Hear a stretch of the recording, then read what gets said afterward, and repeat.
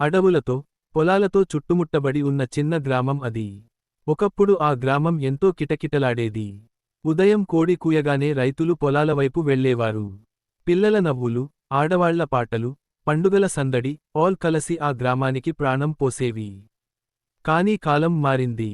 చదువు, ఉద్యోగం, నగర జీవితం అనే ఆశలతో ఒక్కొక్కరిగా అందరూ పట్టణాలకు వెళ్ళిపోయారు. చివరికి ఆ గ్రామంలో ఒక్కడే ఒక మనిషి మిగిలాడు. అతని పేరు రామయ్య. 60 ఏళ్ల వయసు, తెల్లటి జుట్టు, నెమ్మదైన నడక. అతని జీవితమంతా ఆ గ్రామంతోనే ముడిపడి ఉంది. తల్లిదండ్రులు, భార్య, పిల్లలు అందరూ ఒకప్పుడు అతనితోనే ఉండేవారు. పిల్లలు ఉద్యోగాల కోసం పట్టణాలకు వెళ్లారు. భార్య కాలానికి లొంగిపోయింది. అయినా రామయ్య మాత్రం గ్రామాన్ని వదిలి వెళ్ళలేకపోయాడు. ప్రతిరోజు ఉదయం లేచి, ఖాళీగా ఉన్న ఇళ్లను చూసి ఒకసారి నిట్టూర్చేవాడు. ఇక్కడ ఒకప్పుడు ఎంత సందడి ఉండేది అని అనుకుంటూ బావి దగ్గర కూర్చుని నీళ్లు తాగేవాడు. ఎవ్వరూ లేని వీధుల్లో నడుస్తూ తన చిన్ననాటి జ్ఞాపకాలను గుర్తు చేసేవాడు. పండుగ రోజుల్లో ఒంటరిగా దేవాలయానికి వెళ్లి దీపం వెలిగించేవాడు. ఎవ్వరూ లేకపోయినా దేవుడికి నమస్కారం చేయడం మాత్రం మానలేదు. రామయ్యకి పొలం ఉంది. వయసు అయినా పొలాన్ని వదలలేదు. ఈ నేలే నన్ను పోషించింది అని అనుకుంటూ కొద్దిగా పంట వేస్తూ ఉండేవాడు. ఒకరోజు పట్టణం నుంచి వచ్చిన ఒక యువకుడు ఆ గ్రామాన్ని చూసి ఆశ్చర్యపోయాడు. ఇంత పెద్ద గ్రామంలో మీరు ఒక్కరే ఎలా ఉంటున్నారు?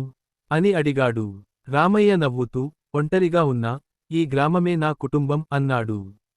ఆ మాటలు యువకుడి మనసును తాకాయి. అతను ఆ కథను తన స్నేహితులకు చెప్పాడు.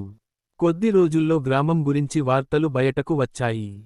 కొందరు పర్యాటకులు, పరిశోధకులు రావడం మొదలుపెట్టారు.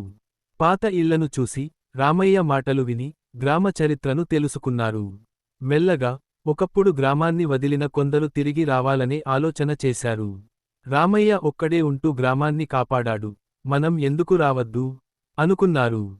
కొన్ని కుటుంబాలు తిరిగి వచ్చాయి. పిల్లల నవ్వులు మళ్లీ వినిపించాయి. పండుగలకు వెలుగు వచ్చింది. రామయ్య ముఖంలో చిరునవ్వు పూసింది. అతను ఒక్కడే ఉన్న రోజులు అతనికి బాధగా అనిపించలేదు. ఎందుకంటే అతని ఓర్పు, ప్రేమ, గ్రామంపై నమ్మకం అవి తిరిగి గ్రామానికి జీవం పోశాయి.